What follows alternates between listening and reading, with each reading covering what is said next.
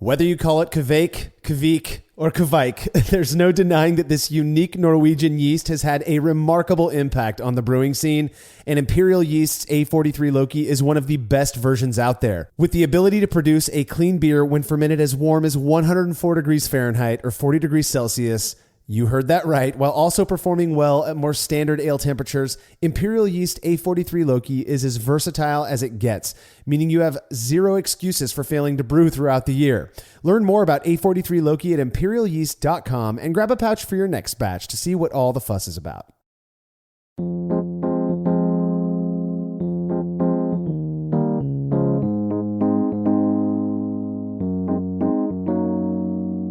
As a living organism, yeast operates most efficiently under certain conditions, and one of the most important factors for ensuring a healthy fermentation involves pitching the yeast into properly chilled wort. Now, unfortunately, the process of chilling wort with traditional immersion or counterflow chillers results in a decent amount of wasted water, which poses issues for brewers in certain regions. You're listening to the Brewlosophy Podcast. I'm your host, Marshall Schott, and I'm joined by contributor Alex Shanks-Abel this week to discuss an approach to chilling wort referred to as the no-chill method. Yeah. Hey, Marshall. As the designated cheapskate brewer of the crew, I find all methods of sustainably saving money to be fascinating. And the no-chill method is something I've been doing for a few years. So, yeah, really excited to talk about it with you. Yeah, absolutely. It's commonly said that necessity is the mother of invention, which I feel applies to the whole no-chill method, and we're going to get into those reasons later in the show. While this approach isn't my go-to, I've certainly tried it a few times over the years, nowhere near as many times as you, Alex, and I've developed some opinions of my own. I do look forward to chatting more about you or about it with you today, as well as digging into the results of a fascinating experiment you did on the topic. All right, if you're a fan of this show and you would like to receive a reward for your support, please consider becoming a patron of Brewlosophy over at patreon.com/Brewlosophy, where you make a small monthly pledge and receive rewards like access to unpublished contributor recipes, unique discounts at YakimaValleyHops.com, and an invitation to a monthly live Q&A session with somebody in the brewing world. Coming up in June of 2024, that's this month, if you're listening when the episode just drops, one of the Brew Club's founding members, Haven Schultz, will be hanging out with patrons.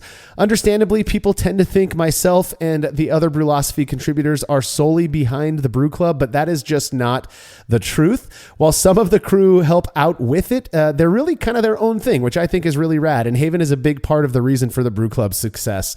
If you have any questions about the Brew Club or just homebrewing in general and you want to be a part of this session, please be sure to make your pledge of just $3 or more by Friday, June 28th, 2024, as Haven's going to be taking questions on Saturday, the 29th.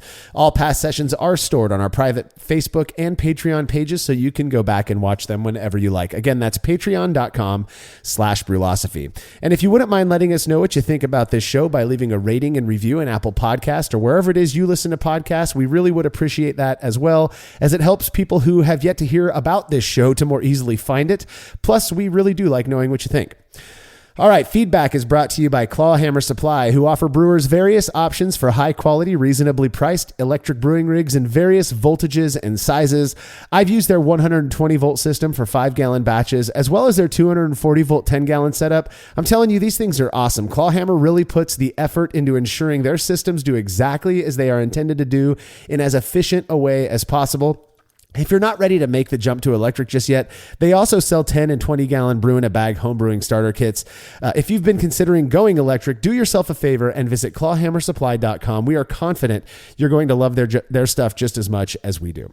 All right, listener and the Brew Club leadership team member, Trevor Mack, emailed us with some feedback after listening to our latest Brew and A episode, particularly the part where we addressed a question about using sour candies in a beer. Trevor said, I haven't actually tried this myself, but in order to not overpower or potentially damage an otherwise good base beer, I'd probably take the same approach I did when I made an award-winning jalapeno New England IPA earlier this year. For that batch, I made a jalapeno tincture with a home-distilled grain liquor. Any high-proof clear liquor will work, he says. For the candy, this immediately reminded me of my college days when we wanted to make colored and flavored glow-in-the-dark vodkas for a party. party. Just toss several candies like Jolly Ranchers into 500 to 750 milliliter bottle. Then over the course of a couple of days to a week, they fully dissolve and impart a few desired characteristics to the liquid: sweetness, flavor, and the brilliant glow-in-the-dark quality we were after. Anyway, I don't see any real negatives on our homebrew scale in doing this, and have gone the tincture route for spices, fruit rind, and specifically peppers, where I may not want 5 gallons of an overly spiced beer. Tasters are given a dropper and can adjust the beer to whatever spice level they desire. What do you think, Alex? Well, I was trying to figure out what the question was going to be, if it was how to make a beer glow in the dark. No, yeah, that's really fun. I appreciate it whenever anybody makes a beer that's really unconventional, like a jalapeno, what was it, New England IPA? That sounds awesome. I mean, I guess it sounds awesome to some people. It sounds really weird to me, but it sounds awesome. If a 2-ounce pour would be great. Exactly. And about as much as I need, I imagine. Now, from the time I started drinking beer, I just haven't really been a big fan of like adulterated versions of beer, regardless of what's in it. So, fruited sours are great. I've always loved those. I mean, from the time that I got into sour beer, and I'm cool with certain spiced beers, though not, I'm thinking they're like Belgian wit beer, which again, 1 pint and I'm done, but I don't really love them enough to have ever really experimented much with brewing them. That said, I've had quite a few beers made by others. I've got local friends who like weird beers like this, where they were using tinctures, and it really does seem to be an effective route. I really like Trevor's suggestion to make the tincture and then with the Sour Patch Kids, and then allow each taster to dose the beer with that tincture to their liking, as it not only keeps the base beer from being potentially ruined at least, but I think it's just fun to be able to doctor things up on the fly like that. And I think, if you're having people over to your place and serving them beers like that with various different tinctures that they can dose into it, I mean, that's just, now it's interactive drinking, as I like to refer to it. So I think that's the route I would go as well. Trevor, thank you so much for reaching out. If you have show feedback, you could send it to feedback@brewlosophy.com or drop us a note on social media. If you haven't already, please go subscribe to our YouTube channel, The Brewlosophy Show, at youtube.com/@thebrewlosophy with a U show. That's the @ symbol followed by The Brewlosophy Show. No umlaut needed. Martin is producing some seriously awesome content over there, and we are certain you're going to love it just as much as this podcast. All right, when we're back from this break, our focus will be on the no-chill method.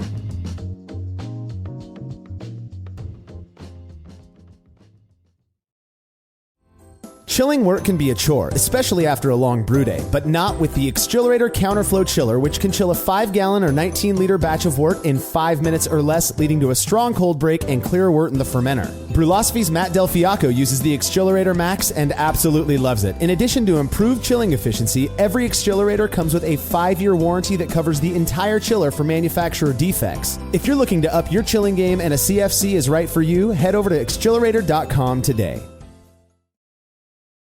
There's no denying that stainless steel is the best material for brewing equipment, and Delta Brewing Systems offers some of the lowest prices on high-quality stainless gear, like the Firm Tank, which in addition to holding 8 gallons or 30 liters of wort, comes with a domed lid to even further reduce the chances of a messy blow-off. Plus, it can hold up to 4 psi of pressure for closed transfers. Delta Brewing Systems also has their own line of brew kettles, as well as one of the lowest-priced all-in-one electric brewing systems out there, and their prices are shockingly low. If you're in the market for legit stainless gear that won't break the bank, do yourself a favor and head over to deltabrewingsystems.com today. You're a podcast listener, and this is a podcast ad. Reach great listeners like yourself with podcast advertising from Libsyn Ads. Choose from hundreds of top podcasts offering host endorsements, or run a reproduced ad like this one across thousands of shows to reach your target audience with Libsyn Ads. Go to libsynads.com now. That's LIBSYN ads.com. Whether you're looking to build a website for your business, your hobby, your podcast, or just for fun, Pair Networks is your go-to web hosting partner. Not only do we have the lowest domain price in the industry, starting at just $11, we've got hundreds of stunning website templates to help you stand out from the crowd. You're not a techie? Not a problem. With our easy DIY site builders, you can launch your impressive website without any technical know-how. And when it comes to security and updates, don't worry, we've got you covered. Our 24/7 US-based customer support is the best in the industry. Check out pair.com today to learn more. PAIR.com.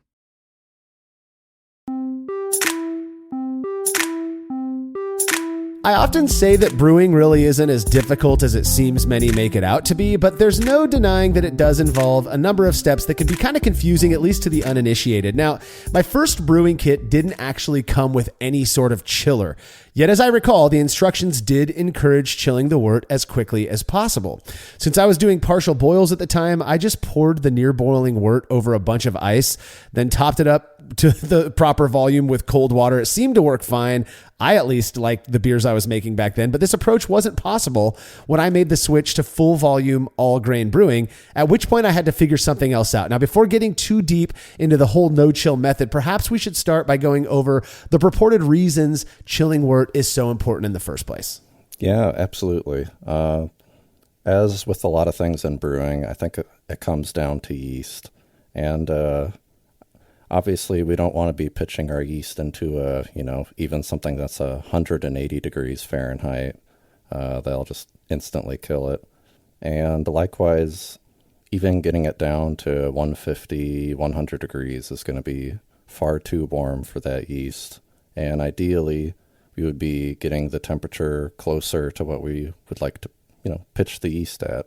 Say, for example, you get the wort down to 90 degrees Fahrenheit. While that is much cooler than it was at the boil, the yeast is going to be producing plenty of undesirable off flavors, esters, high alcohols, so on. Yeah, I do think there's, when we think about the more sensitive aspects of making a good batch of beer, I think yeast is the number one thing most people are focused on, because it really is the only living organism that we're using in the brewing process. So we want to treat it with white gloves. We want to treat it well so that it does what we want it to do in the best way possible. And for us, for the majority of beers that we're brewing, at the very least, that means we don't want it, producing too many esters or phenols or these higher alcohols that can make a beer, even if it's not super boozy, it can make it taste that way or kind of hot. And so one of the main reasons we chill our wort is to ensure that we're taking good care of that yeast. And so we want to get the wort down to as close to our fermentation temperature as possible before pitching it. Now, there is some leeway in there. I know people who make lagers who are chilling their wort to ale temperature, pitching that yeast, and then continuing to chill the wort down to lager temp. The idea there is to really kind of increase the vitality as well, as the viability if you're pitching a big starter, stuff like that. But I think the number one reason is to get that yeast, we want to take care of our yeast, but also because we want to pitch that yeast as soon as possible. By doing that, we're reducing the total turnaround time of that batch, which for people like us, Alex, I have to imagine you're in the same boat. On some level, we want to drink that beer sooner than later. And so by quickly chilling that wort and getting the yeast in there, you're going to be able to drink it sooner. Another thing, though, is that by chilling that wort, and this is a big one that comes up in talks about no chill or concerns related to no chill brewing, is that if you don't chill that wort quickly, any hops that are in that liquid are going to continue, the alpha acids in those hops are going to continue ostensibly to isomerize, thus increasing the bitterness perhaps beyond what you were expecting.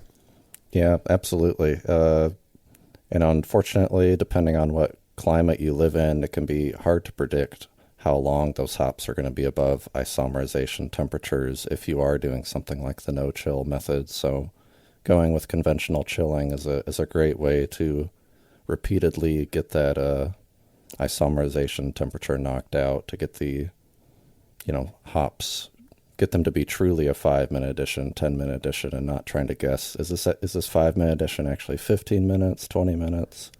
So yeah, exactly. And the nice thing about, the whole isomerization argument when it comes to chilling is isomerization temps it's well accepted, at least, that 175 degrees Fahrenheit or 79 degrees C, once you're below that, that's kind of the threshold for isomerization. So, for some people, I've known no chill brewers who will just chill their wort to, 170 and then they stop. And that way they're using significantly less water. One of the big benefits of no chill, as we'll discuss in a bit.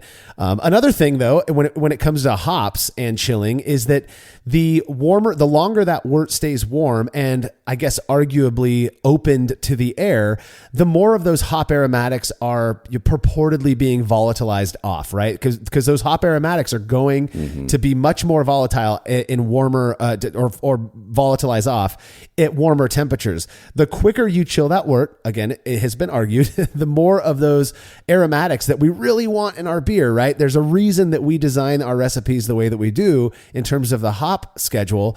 The more of those are going to remain in the wort, which means there's going to be more in the finished beer. So quickly chilling that wort is going, again, the argument is it's going to retain a lot more of that delectable hop character that we're after. Yeah, and in addition to that, certainly a very important aspect of chilling is the cold break. It's pretty much impossible for you to get a good cold break if you let the wort chill over a 24-hour period. So trying to rapidly chill as quickly as possible, 10 minutes or less ideally, can cause plenty of material that's in the wort, like proteins and hop matter, to fall out of solution. Something that we don't want going into the fermenter. Exactly. And there are reasons for that. Now, real quick, little side note on this one. I've seen recently, I'd say over the last 5 years or so, a lot of people are referring to what us old folks in brewing refer to as a cold break. They're calling it hot break. So what it sounds to me, I did a little research on this before we recorded this episode because I was like, why are people calling it a hot break?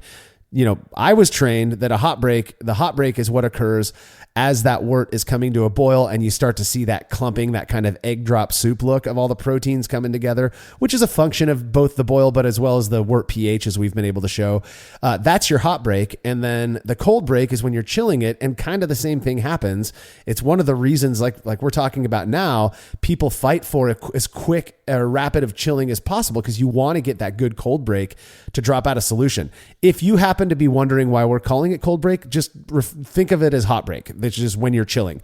And what that does is it allows those proteins and other precipitants in the wort to clump together, and when they do that, they become heavy enough to more readily fall out of solution, which has been said to significantly reduce the chances of chill haze. In this day and age where people don't seem to care very much about beer clarity, that may not be an issue. But I found that, when in the winter time, when I'd be brewing a beer, and I'd get done and my groundwater is down in the 60s and I can chill that wort in 6 minutes, using the methods that I do, that yes, I would get clearer beer. Whereas in the summer, when my water's up in the 80s and it's not chilling that wort as fast and my cold break isn't as strong, there does seem to be more of a likelihood for me to get a little bit of chill haze. That, again, is my personal anecdote. Your mileage may vary, but just to remember that quick chilling, one of the big benefits that people talk about is that it does encourage a good cold break. Another thing about the fast piece of it is we all know that all around us, everywhere we go, doesn't matter how hard you fight it, there are microbes everywhere. And some of those microbes really like wort and want to get in there and take it over before the yeast is in there. If you're allowing wort to just sit out, arguably, again, for 24 hours or however long, then the chances that some other beer spoilage microbe is going to work its way into it and take over before the yeast is in there to do its job, yeah, that's another reason. The quicker you can chill it means the quicker you're pitching that yeast, and that yeast then now owns that wort. It's taken up real estate in the wort. Yeah, absolutely. Certainly in a place like where I live in Houston, where it's hot and humid most of the year, I've certainly had my share of beer spoilage, bottle bombs, if you will.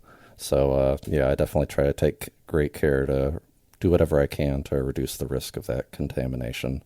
And quickly chilling certainly helps. Yeah, absolutely. Now, I'm sure there are some other reasons or purposes of chilling wort quickly, and why brewers, have want to get their wort down cool as to pitching temperature as quickly as possible.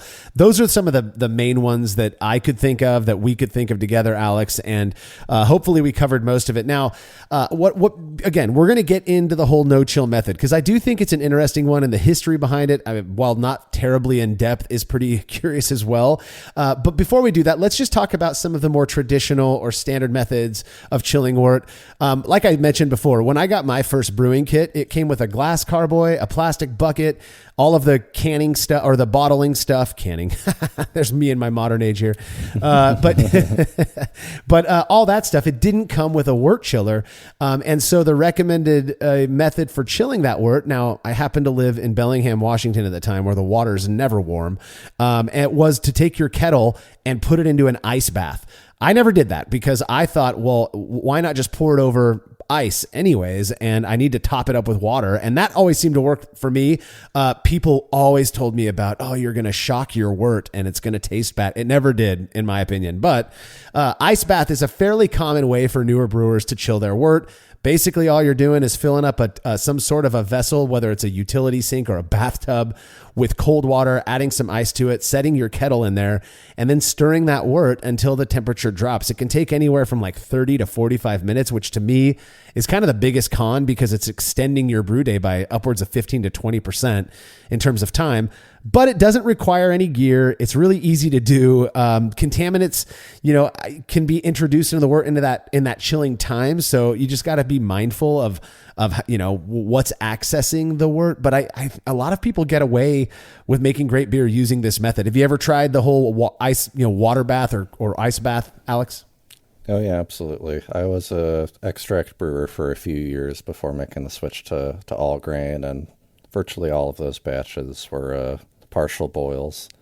And I always saw that as a great advantage to the partial boil method, that you could just always dunk that huge kettle right into your sink and chill it down in half an hour or less. Though I do have to admit, I got a little bit anxious just stirring that big open kettle in a sink, maybe while there were flies in the kitchen, looking at the thermometer, looking at my timer, and being like, "Oh man, when is this finally going to be done?" 'Cause sometimes it really would take 45 minutes, closer to an hour.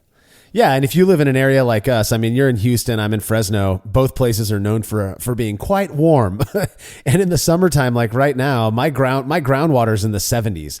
So you're only going to get, within about 10 degrees of your groundwater temperature when you're chilling. So you really have to add a bunch of ice. And if that water's warm and you're adding a kettle of warm wort to it, it melts the ice pretty quickly. So it can take some time. It is kind of a hassle, but again, it's cheap.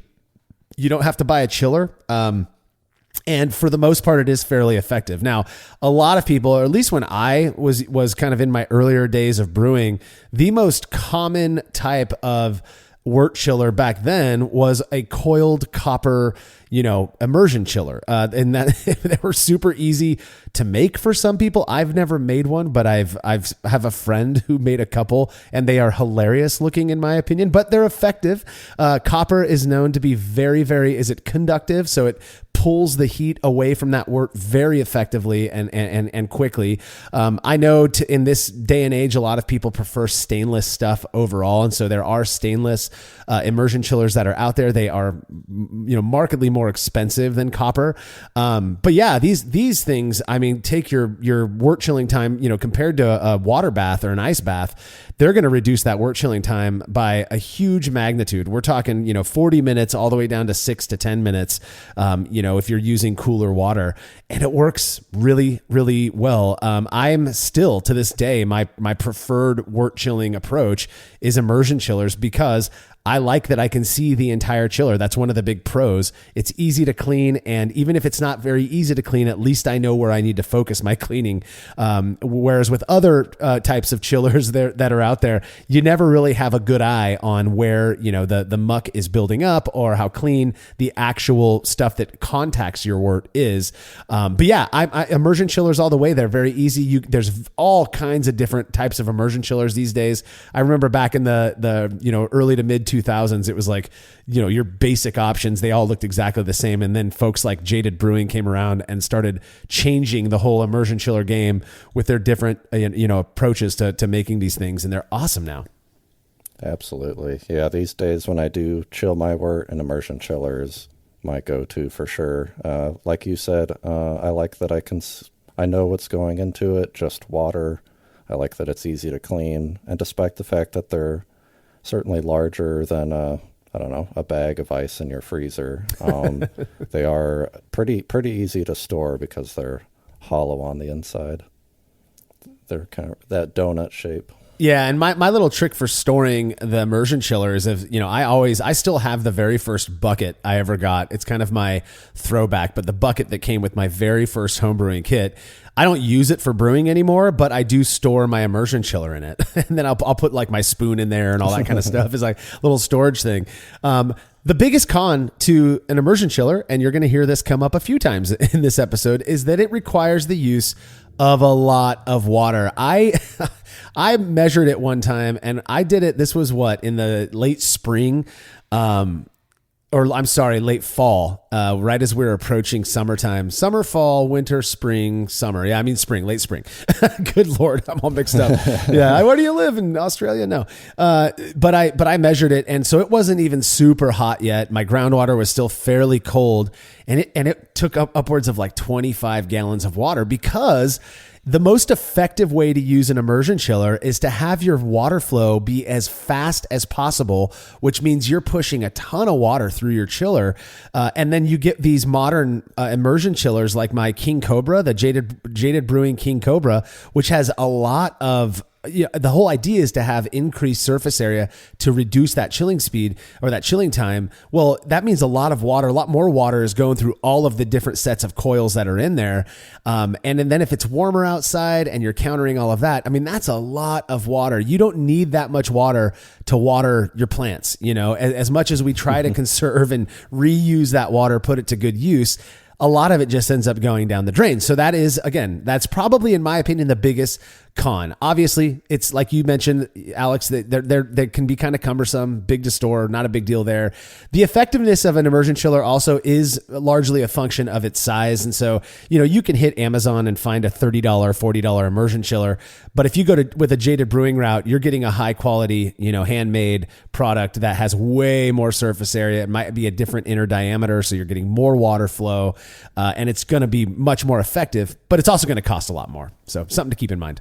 Yeah, that was something I was actually maybe going to have a question about. Are these pretty standardized when it comes to the diameter of the tubing? Do they all have the same kind of volume to surface area ratio in the tubing? I don't know the exact inner diameter tubing that that Jaded is using on like the Hydra and the King Cobra. Mm-hmm. I do know that it is bigger than the first copper immersion chiller that I ever had, which was, like I said, I think I got it on More Beer. Yeah.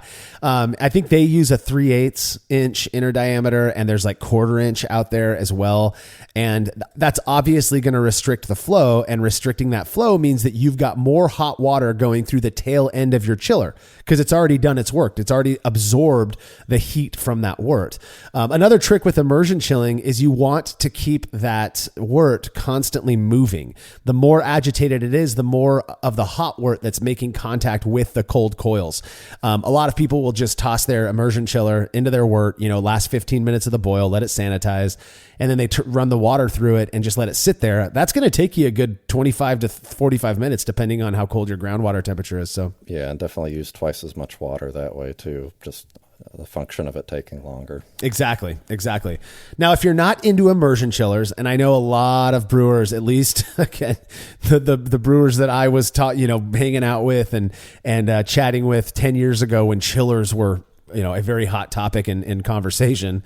They want to emulate the commercial brewers, and commercial brewers tend to use counterflow chillers. They're far more effective for such huge batches. And there's various different types. You've got your tube-like, counterflow chillers like the Xchillerator Max, counterflow chiller. You've got plate chillers, and they operate using basically the same mechanics, the same idea. And that is that wort is going to flow one way through, for like the Xchillerator or tube type, counterflow chillers, the wort flows through a copper or stainless tube, while water flows the opposite direction through a tube that surrounds that wort tube. It's a pretty genius design. It's kind of similar to a commercial heat exchanger in many ways, or a plate chiller, which is even more similar to a heat exchanger, where wort flows one way through a series of stainless plates that have been brazed together with copper because of its conductivity, while water flows the opposite direction through a series of plates that are interspersed between the wort plates. Now, the pros to these is that they can be about as quick as, an immersion chiller in terms of reducing the temperature of your wort, depending on how you use it. There are different methods that people have.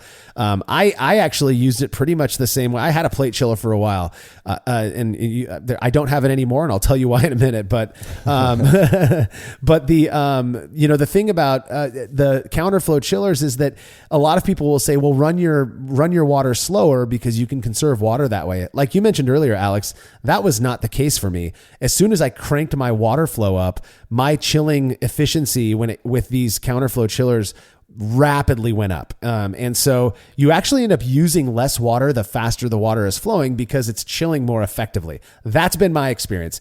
Have you ever tried any of like a tube, like an accelerator type of, counterflow chiller or a plate chiller?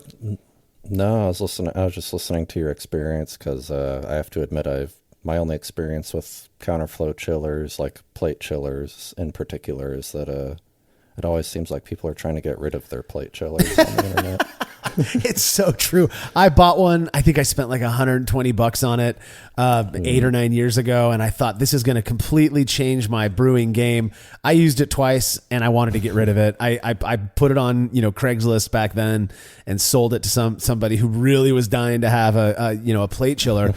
What I hate about it is that I'm neurotic as hell when it comes to cleanliness, and not being able to see inside that thing grossed me out. And here's the thing.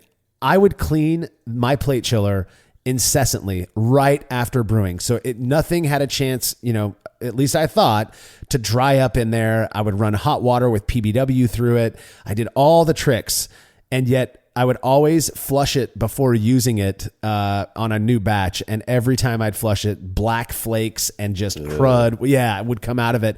That doesn't happen when you're using an immersion chiller. Now, there are people who swear by plate chillers. We've got some contributors who are big fans themselves, and they don't have those issues. I know that there are people who bake their plate chillers because it's all metal. You're not gonna hurt it, just to make sure they carbonize all the crap that's in there, and then they flush that stuff out. I didn't want to deal with it. It's so easy for me to take a clean toilet brush or like a bathroom brush, scrub my immersion chiller with the hot water that's left over from the chilling process. I always conserve that first bucket of super hot water and use that to clean my chiller. So I am putting it to good use.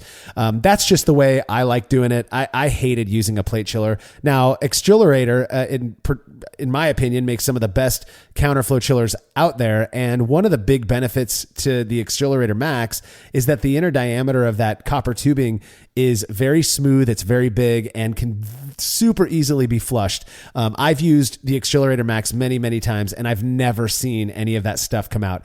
The only hate I have for chillers is for plate chillers. I am not a fan. I will never use one again. So that's my take. You're lucky to have never gone that route, in my opinion, Alex. But this brings us to the topic at hand, which is the no-chill method. Obviously, if you're basing it on the way what this method is called, there is no chilling a process necessarily. Now, obviously, the wort is going to chill, but the only tool we're using to chill it is time. Now, Alex, you have much more experience with this method than I do, though I have employed it a handful of times. But why don't you tell us a little bit about the history of the no-chill method? Yeah, got plenty of experience with it, despite the fact that I live in North America. As you often hear about, the no-chill method is developed by some Australian homebrewers as a means of conserving water, because, as you know, that pretty much everywhere in Australia is pretty low on water. The whole area is a desert. And I don't know if you know if there's anyone specifically attributed as being the person who started the no-chill method, because I could have swore 10 years ago there was maybe a website for it. What I recall, it's interesting how much of what we do today as homebrewers, at least, was inspired by people from Australia. You take Brew in a Bag or No Chill. Yeah. I definitely remember websites for Brew in a Bag. I don't know if there's a specific person or, maybe like a homebrew club out of Australia that is responsible for making the whole no chill method something big. What I did read, I think it was a Brew Your Own article, in fact, they commented on the fact that in Australia, a common way of home brewing involves buying pre-made wort that come in these HDPE containers that they refer to as cubes. And that word now, cube, is synonymous with the no-chill method. And that the brewers would take that wort, they would do what they do with that wort and start fermenting it, or boil it, I mean. And then once after the boil, they just put it back in the cube, without worry for contamination, because it's above contamination temperatures. It's HDPE, so it's food safe at higher temperatures. They'd cap that cube and then just stow it away until it chilled back down to the pitchable temperature. And it's such a simple method. I think for me, the biggest con as an impatient person is that you have to wait pretty much another day before pitching your yeast. But because that cube is sealed, and it really should be filled all the way to the brim, it should be filled to the top so that no air is in there, and ostensibly no other bacteria or beer spoilage microbes make it in there. But then you just let it sit for a while until it chills back down, and you pitch your yeast and you're good to go. Yeah, I wonder if they don't have it doesn't seem like Australia, at least historically with home brewing, had a lot of stainless equipment. So I always found it kind of interesting, this process of transferring the hot wort into a plastic container. Yeah.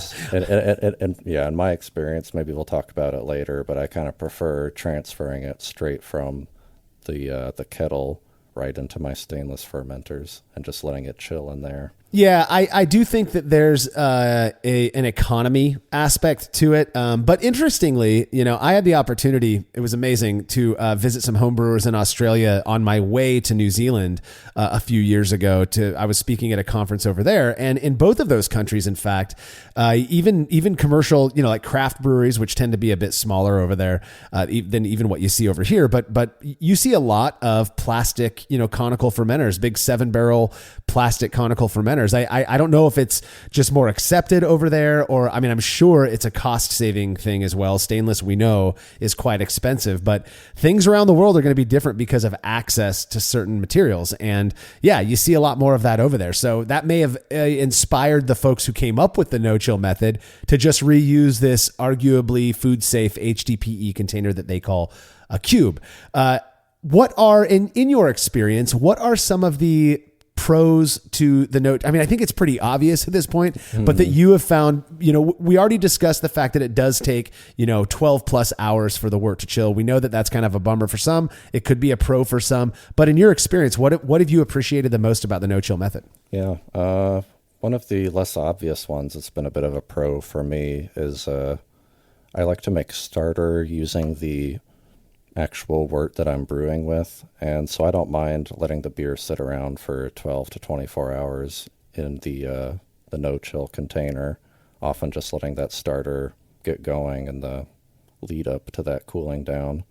But one of the main pros, of course, to no-chilling is that you don't need any additional water, whereas with something that's pretty efficient, like those counterflow chillers, can use even something like 20-25 gallons in a 5-gallon batch. Yeah. And so there's no denying that cutting your water usage to, something like 20% of what it would otherwise would have been is fantastic. If you're racking into, I like your approach of just going straight into a stainless keg. You can't hurt stainless steel at the temperatures that wort's going to be at. So throwing the wort into a stainless steel keg, I think a lot of people probably, as a matter of course, are going to sanitize that keg regardless. But arguably, you don't need to. Kind of like you don't need to sanitize your boil kettle. If you're racking super hot, 210 degree wort into a stainless keg, it's going to sanitize it.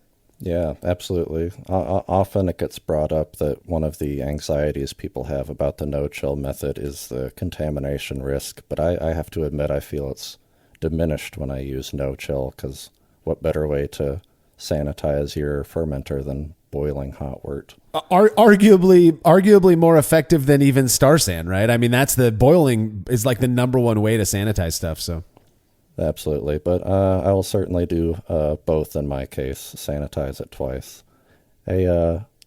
Another pro is the only real equipment that's required, if you're even going to use it, is that HDPE cube, which I think last I looked on somewhere like Amazon can run you a whopping $9, maybe $10, depending on where you live. Yeah, that's what I found as well. I've seen cubes on like homebrewing websites, which we encourage everyone to support your homebrew shops right now in this time. But they'll go for upwards of $25 to $30 I've seen. And honestly, that's really not that bad. I mean, stainless kegs are running anywhere from $60 to $120 now. And they're great because you can ferment right in the keg. When you're using the cube, at least my understanding, I've definitely used the cube for all of my no-chill batches because a buddy of mine, he let me borrow his cube. And so that's when I did some of my experiments with the no-chill method. I would take the wort right from that cube, put it into a fermentation vessel, and then just proceed like normal. With the keg, I know a lot of people who no chill in a keg. They try to leave as much trub behind in the kettle when racking the wort over to the keg, and then they just ferment in that keg once the wort's chilled. Is that what you're doing? Oh, yeah, absolutely. I love fermenting in kegs, so this is a very easy way to... I guess the cost for me for no chilling is basically zero because I'm just using my fermenter. So I don't want to spend too much time on this next point, but I do feel like because of some of the stuff that you might be find online about certain beer styles that work better with no chill or work worse with the no chill method, let's talk a little bit about maybe your experiences or what we've read online about stylistic considerations when using this method. Yeah, as we talked about in a previous, I guess earlier in the show, that wort is going to be staying at isomerization temps for 10, 20 minutes, perhaps longer, depending on where you live. And it can be extremely difficult to brew something like a hazy IPA where people like to do hop additions that are less than 5 minutes. So oftentimes when people get into no-chill brewing, it's often recommended that you try to do styles where there are maybe few, maybe even none late hop additions, something like an American light lager, a brown ale, and anything where either the yeast or the malt is the focus. Yeah, that's been my experience as well, or at least talking with people who use this method more often than I do, is that hoppier styles of beer, from American Pale Ale to IPA and anything hoppier than that, can be a bit tricky to when it comes to the bitterness level because of that extended isomerization time.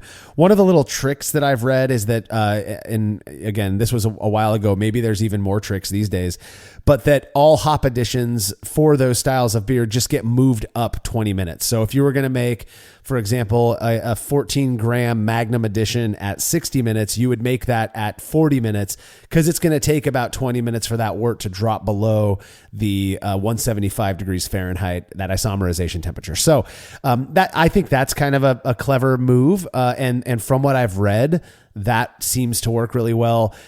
One thing that I've had beers that are made, not American light lager, but pale lagers that are made using the no chill method.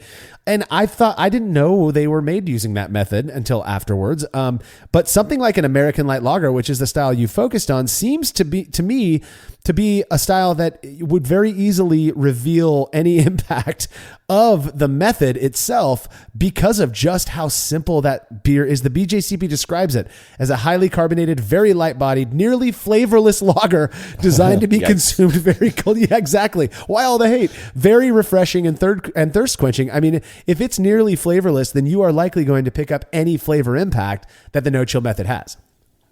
Yeah, absolutely. I don't appreciate that BJCP style guideline for calling it nearly flavorless, but I get what they're getting at. Yeah.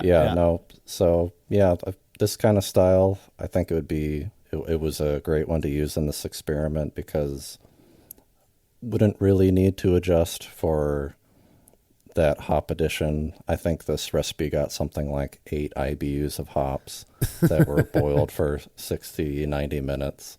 But it does mean that if there's anything that the no-chill method actually impacts the flavor itself beyond just bitterness, it should come out in this sort of style. Exactly. And I remember in the lead up to this experiment, I'm thinking, what might we expect? Maybe a little bit more bitterness, though. Honestly, is it going to be so different that it's going to be past that kind of perceptible threshold that that 5 IBU, give or take. I don't know. I did expect the no chill beer to be maybe a little bit more hazy because of not getting a good cold break. But really, I mean, in my head, I'm thinking it's probably going to work just fine. It's not a super hoppy beer, so we can't really over focus on, hop characteristics or even the bitterness part of it. But yeah, I thought it was a good style. And again, I'm like you, I love me a good American light lager. So if one way of doing this works better than the other, it's certainly something that I would consider. Now, like I mentioned earlier, I had a friend who, without telling anyone, used the no-chill method for a whole year, during which he brewed something like 10 or 12 batches of beer, all different styles. I was one of a few folks who got to sample pretty much all of those beers, again, with the belief that he was using his standard approach that involved an immersion chiller. I cannot recall now what I thought of every single one of those beers, but I do remember that he made this British mild that was absolutely excellent. Well, Alex, you were curious how an American light lager brewed using the no-chill method would compare to a batch that was chilled quickly, and decided to test it out for yourself. Those results when we return from these messages.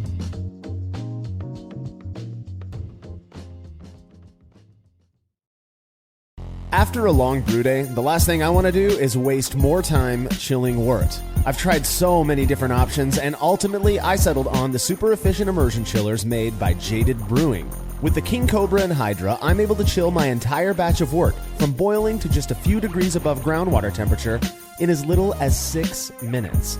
If an immersion chiller is right for your brewery, then do yourself a favor and check out all of the rad options Jaded Brewing has to offer at jadedbrewing.com, and be sure to let them know Brewlosophy sent you.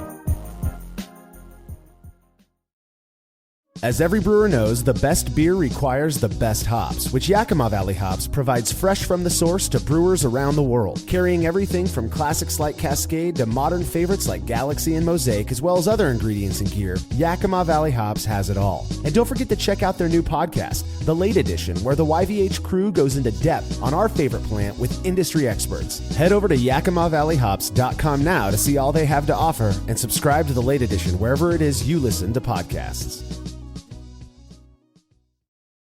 Everyone is talking about magnesium. It's all you hear about. But why? What do we know about magnesium? Well, magnesium is the number one mineral that 75% of Americans are deficient in. If you are a woman over 35, magnesium will help you rediscover balance, energy, and vitality. Magnesium supports more than 300 enzymatic reactions in your body, including those involved in hormonal balance. From functional medicine doctors to mental well-being and female hormone experts, we all know that magnesium is the one mineral to improve all aspects of well-being and health. But which one? Magnesium Breakthrough from Bioptimizers, the trusted choice recommended by leading experts with 7 best-absorbed forms of magnesium to ensure your body receives the support it needs for overall well-being. Go to bioptimizers.com/balance today and use code BALANCE10 for 10% off. Support your journey to wellness at bioptimizers.com/balance. Magnesium Breakthrough from Bioptimizers, your foundation to optimal health and vitality. You're a podcast listener, and this is a podcast ad. Reach great listeners like yourself with podcast advertising from Lips and Ads. Choose from hundreds of top podcasts offering host endorsements, or run a reproduced ad like this one across thousands of shows to reach your target audience with Lips and Ads. Go to lipsandads.com now. That's LIBSYN ads.com.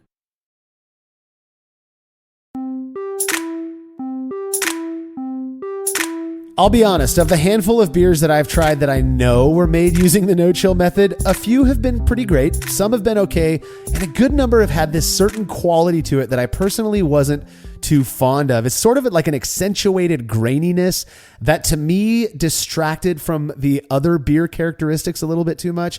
Now that said, I've never had a pale lager made using this approach, or at least an American light lager, but you have, Alex, because you recently did an experiment on the impact the no-chill method has on an American light lager. Yeah, and as we kind of discussed in the previous segment, figured American light lager would be a perfect style to test something like the no-chill method.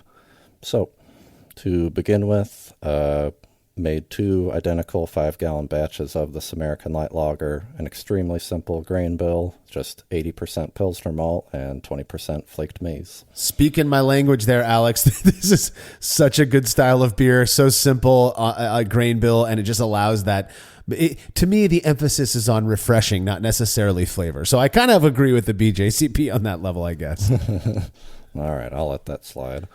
So, so for making the beers themselves, very simple. Just did a single infusion mash at 149 Fahrenheit or 64°C for our Australian listeners for 60 minutes, and boiled these beers for 90 minutes. Just 3 grams of Summit for that full 90 minutes. Just wanted to make sure that all the bitterness that could be extracted from those hops during the boil was extracted. So ideally, we wouldn't get any more post-boil. Well, the other thing I like about how minimal hopping, how there's no hops in this. 3 grams is nothing. And I do, like you said, I think it's, the predicted IBU, which we know is in question. That's so hard to predict the actual bitterness units. But at 3 grams, the emphasis here is going to be on what impact the no-chill method has on things that other than hopping, whether that's bitterness or hop character or anything like that, because you don't expect to have much of that in an American light lager anyways. And so this is what I found so fascinating about this is I think our past no-chill experiments were on hoppier styles of beer. And so any differences could be attributed, presumably at least, to hopping rates, bitterness, isomerization, stuff like that. And this one, we're looking more at the overall character of the beer, the malt character, and stuff like that. I think it's fascinating. Yeah, if something like the cold break, or you hear about threats of DMS and anything like that that's not bitterness related. Exactly. So, for the variable itself, at the completion of the boil, the wort of one batch was transferred, like we said earlier, straight into a sanitized and sanitized again stainless keg. And that I made sure it was sealed and purged, pumped it with CO2 before placing it in the 64 Fahrenheit 18°C chamber. And conversely, the other wort was quickly chilled with a counterflow chiller to about 75 degrees Fahrenheit, 24°C. I think that took about 10 minutes before being transferred into a identical keg placed in the same chamber as that no-chill one. So the one thing, I was thinking about in putting these notes together and reviewing these, your process here is that anybody who has fermented 2 batches next to each other in the same chamber knows that those batches in many ways kind of affect what's going on in that chamber as a whole. Well, if you've got a 180 degree plus, stainless keg in there with the other one, I have to imagine your compressor was working a little bit harder than usual, but it's not going to heat up that 75 degree, Fahrenheit or 24°C keg of wort either so much. It's just that is even going to chill even quicker because of the fact that compressor is pumping a little bit more. It's going to stay cooler in the chamber to try to bring the temperature of that hot keg down. So in this case, you're looking at a difference of 0 minutes, of chilling at all with anything other than air, I suppose, or ambient temperature, versus one that was only cold or only hot for about 10 minutes. And it wasn't even above 175 for those full 10 minutes. It probably dropped below 175 in 2 minutes or less. That's right, yeah. So after they were transferred into their kegs/fermenters, I took a refractometer reading showing that the worts were at a whopping 1028 OG. And those worts were left in that chamber for 24 hours, at which point they were hit with a pouch of Imperial Yeast's L17 Harvest, which, killer strain, by the way. My favorite lager strain out there. I absolutely love it. Perfect choice for this style of beer. I tell people, they're like, why do you like Harvest so much? And I tell them, because there's some quality to it that is just reminds me of the beers that my stepdad would drink when I was a kid. It like has that beery thing to it. And I love it so much. I know some people aren't a huge fan of it. But L17 Harvest and a 1028 OG wort. Come on, take it easy there, Alex. 1028. Right, perfect for the summer. And yeah, I love that, at least in my experience, Harvest tends to be a little bit more of a characterful yeast, lager yeast. So I thought it'd be very good for just adding a little bit of pizzazz in a light lager. Yeah, agreed. Yeah, so these beers were left to ferment at 64 Fahrenheit, 18°C for 2 weeks. Probably was actually finished in more like 2 days at that OG. Before hydrometer measurements were taken showing a pretty negligible difference in final gravity. The no-chill batch was 1005, and the quick-chill batch was 1004.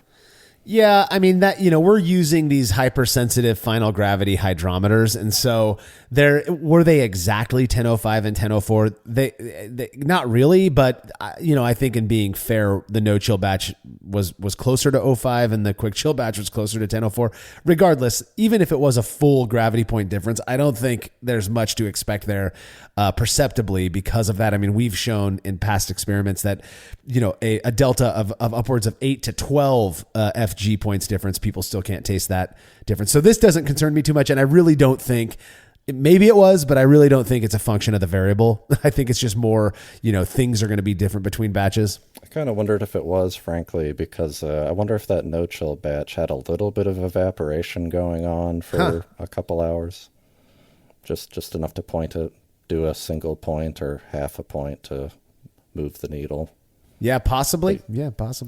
Yeah, so these beers were cold crashed for 48 hours before they were pressure transferred to 2 CO2 purged serving kegs that were placed in a kegerator, and they were allowed to condition on gas for a couple weeks before they were ready for evaluation. So pretty standard stuff.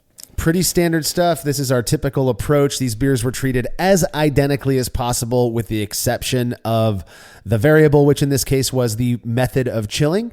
Now, I'm looking at the photos right now. And in the thing about photos, they're great because they display what it is that we're seeing in the best way possible, given our current technology. But oftentimes, it can be very difficult to really show small differences or slight differences between these different beers. I'm looking at them right now, and they look exactly the same color. They look similar clarity to me. I know that you noted in the article that there was a slight difference there we can talk about. The biggest difference to me, though, is that one actually has a cap of foam on it and the other one doesn't. What in the world's up with that?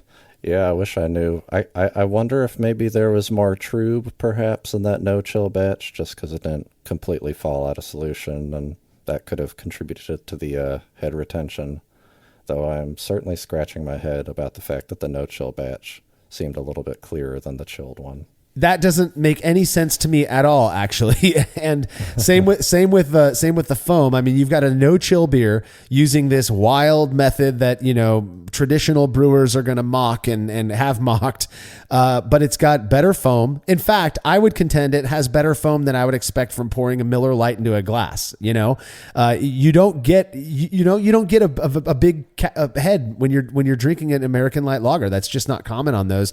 It tends to fade fairly quickly. And yet your no-chill version of an American Light Lager is slightly more, slightly clearer than the standard, conventionally chilled batch. And it has a better head on it. And that just doesn't quite jibe with my expectations, if I'm being honest. Yeah, outside of experiment brewing, I tend to stick with no-chill brewing. And I frankly have always had a little bit of a quote-unquote problem of head sticking around for too long and my beers being too foamy. I always kind of attributed that to an issue with maybe beer line length that I keep chasing, but I don't know, maybe no chill is contributing to that head retention. Yeah, fascinating first finding without even tasting these yet. Now, before we collect the data for the triangle test, we will perform our own set of semi-blind triangle tests. And in this case, you did 5 of those. Alex, tell us a little bit about your experience in those triangle tests. Yeah, as we typically do, have the help of our spouses to randomize each trial to keep things pretty semi-blind. And I don't think I have to tell you that these triangle tests are extremely difficult, something that you usually have to focus in on and take a full minute or so to try to pick out any difference if there is one. Yeah. But I have to admit that this triangle test was a pretty easy one to do, and I got all 5 of them correct, just from smell, taste, but they were pretty different beers. I did not expect that at all. I thought these beers were going to taste, for the most part, identical. And hearing that you just nailed every single triangle test with ease, I believe you were saying back then, because the beers just tasted so different. What was different about these beers? Yeah, this was a little bit of an odd experience. The no-chill batch was super crisp, super clean, reminding me of a certain beer made by Miller, and the quick-chilled beer just kind of had this strange, grainy, fruity thing to it, kind of almost the grainy thing that I expected to pick up from the no-chill batch. And in fact, the whole time I was doing the personal triangle test, I thought each time I was picking out the grainy beer that I was correctly choosing the no-chill one. The part that gets me is I think my knee-jerk reaction is, oh, you clearly mixed these batches up, except we take photos. And those photos show that you did not mix these batches up. It's been impossible to do that because you marked the kegs at the time of, at the time of doing the racking into to the chilling kegs, if we want to call it that. These weren't mixed up. The no-chill batch turned out with all of the qualities that I would have expected from the quick chill batch. I just think it's crazy. Now, obviously, this was just the brewer's opinion, just Alex's opinion on this one, which is why we serve the beers to blind tasters. We want to see if people who have no idea what the variable is, for better or for worse, they have no idea. They're completely blind to what we're testing out here. If they perceive a difference to a level that can allow us to say, yeah, it does seem like this method did have some sort of a perceptible impact, at least on this style of beer. So you served this beer, these beers in triangle tests to 23 participants, out of which 12 would have had to identify the unique sample in order for us to say with some level of confidence that there does seem to be, a perceptible impact of the no-chill method. In the end, how many people actually got the triangle test right? In the end, we got 18, so about 80% of tasters. Wild, man. I mean, that is like you've got the vast majority of tasters perceived a difference, or at least there was a difference enough for them to identify the unique sample in a triangle test, telling us that they could reliably distinguish these beers. I did not expect this yet again. So not only is it just you as the brewer, the biased brewer, who could tell them apart. Okay, yeah, except with 100% consistency, but 78%, nearly 80% of all tasters could tell them apart as well. Fascinating to me. It really does seem to send this message that for this style of beer and likely other, pale lagers that aren't terribly highly hopped, that the no-chill method is going to have some sort of a perceptible impact. Now, is it better or worse? That really is up to each individual brewer, but because our fans really wanted us to ask the question, anytime we have a significant result, we do ask the tasters to move on and compare just the two different beers and pick one that they liked more, or tell us whether they couldn't tell a difference or anything like that. And in this case, and I find this fascinating, 7 of the 18 tasters who were correct on the triangle test preferred the no-chill beer with you, Alex.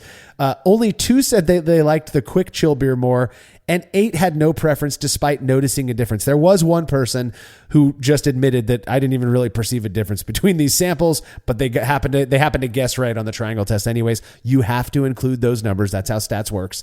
But 7 people, a plurality of tasters, preferred the no-chill American Light Lager over the quick chilled one. That's crazy.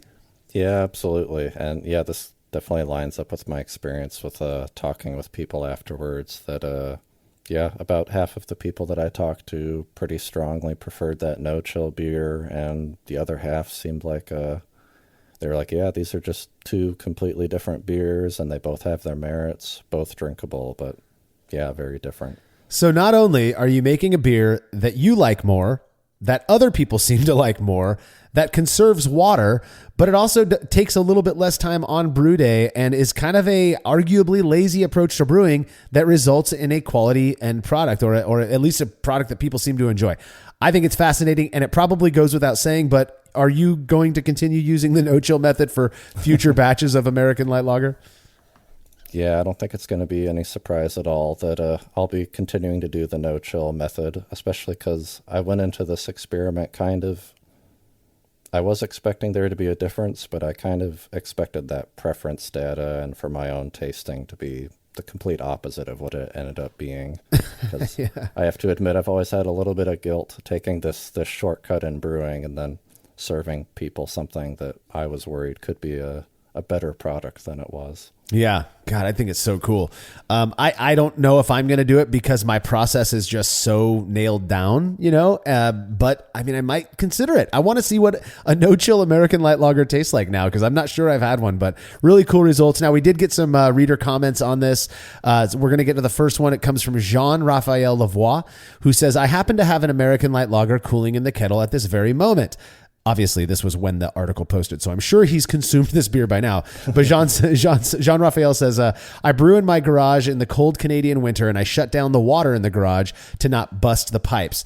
It's 14 degrees Fahrenheit, 57 degrees Fahrenheit. I'm sorry, 14 degrees C, which is 57 Fahrenheit. I'm actually not sure if it was 14 degrees C or F, but I believe Canada is on Celsius. Regardless, it was cool outside. Hopefully it wasn't a block of ice. Yeah, exactly. And Jean-Raphael says, I let it cool overnight. It still takes all night to chill. If I had the option, I'd prefer to cool the wort faster, but no chill is what I have to do to keep brewing through the cold Canadian winter. I have not noticed a difference in the taste of my beer, but it makes a longer brew day. The interesting thing about this comment is that he's saying he didn't notice a difference in the taste. That may be because he's not comparing them side by side. But I have to imagine, if you were served your no chill beer, Alex, and then 10 minutes later brought one of the quick chill versions, do you think you would have tasted like you had two different beers, or would you have just believed they were from the same keg? Yeah, I have to say that I would think they're pretty different beers, two different beers. But yeah, it's possible that this style that he is making is covering up whatever difference it was between the no chill and quick chill, that graininess that I got in my case. Yeah. Interesting stuff. Todd said, I've used no chill for 5-gallon or 19-liter batches for years now. I take advantage of that extra isomerization time and shorten my boil. A shorter boil means less boil off, which means less water is needed, and therefore even the time spent heating up to a boil is shorter. It's great, and I don't notice quality differences compared to smaller batches that I chill quickly in my sink. Yeah, I do something similar where I often do a first wort hop combined with the no-chill method, so that in a typical beer that isn't very hop forward, I'll boil it for something like 15 to 20 minutes. I mean, there's so many little techniques and tweaks you can do when using the no-chill method, and I think it's old enough now to be kind of established brewing practice, an established method that people are using more readily and more often, in fact. And if it works, it works. So final comment comes from MB Boson, who says, I'm surprised there wasn't a hint of DMS formed from residual SMM during the no chill process. Now, SMM is the precursor to DMS. And I think a big concern when no chill first became a thing was that beers were going to have this really strong, corny character because of, I guess, capturing, that wort is still hot. And so some people were concerned if you're putting it in a closed container, all that condensation is still going to be volatilizing that SMM and is going to form into DMS, and you're going to have a nasty beer in the end. In this case, that clearly wasn't what you experienced. Yeah, no, I've always kind of wondered if maybe I've had a preference for no-chill beers, being someone from Iowa, and thought maybe I'd always want a little bit of corny flavor added to my beer. But no, if anything, the chilled beer seemed to be closer to what I would imagine DMS is like, though frankly neither beer had cabbage, corn, ketchup, whatever you pick up from DMS. I get the ketchup thing, but yeah, obviously in this case you had people saying they preferred the no chill beer, more. I mean, 7 people versus 2 who like the no chill beer versus the quick chill beer. I highly doubt there was any DMS in it. And we have tried to make beers with noticeable levels of DMS. It is nearly impossible with modern malts. At least that's been our experience. So again, I don't think that's anything to worry about. And that is all the time that we've got for this episode. I feel like we've really covered the whole no chill method quite well, at least in terms of its impact on American light lager. Alex, do you have any final comments on this method?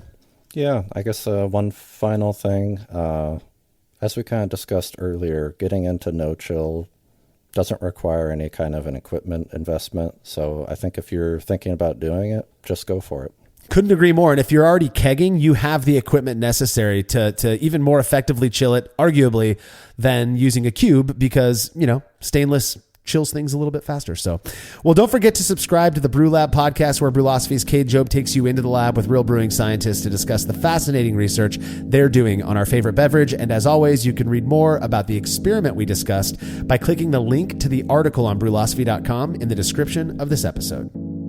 The Brewlosophy podcast is made possible by the generous support of our sponsors, as well as all of our rad listeners. We seriously could not do this without you. Cheers to everyone who has subscribed and left a review of our show. It makes a huge difference. If you haven't yet, please consider doing so. Head over to brewlosophy.com/support to view a list of ways you can easily help us to continue producing this podcast. If you want a reward for your support, visit patreon.com/brewlosophy. Thanks again for listening. We'll be back next week with another episode of the Brewlosophy podcast. Until then, think beer.